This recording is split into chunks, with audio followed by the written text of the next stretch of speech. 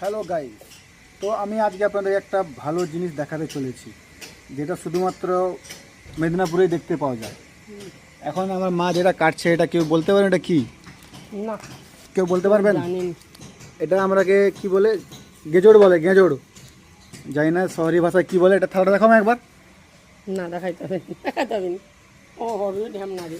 এটাকে আমরা দেশীয় ভাষায় গেজোড় বলে, আর এটা গজার। গজাড় বলা হয়, গজাড়।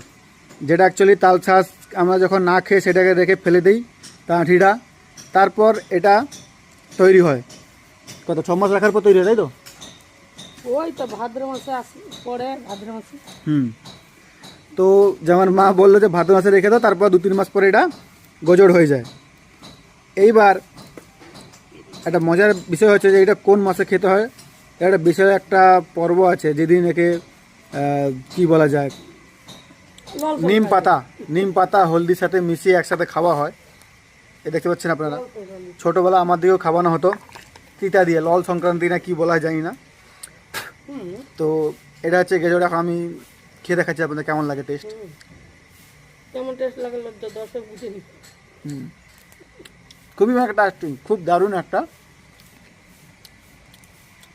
তো এর আগে কি আপনারা এইসব জিনিসগুলো দেখেছেন? যে দেখেন তাহলে কমেন্টে একটু বলবেন। আমার কাছে এগুলো থেকে খেতে চান বলবেন, আমি পাঠিয়ে দেবো। আপনি কিছু বলবেন? পালা এখান থেকে।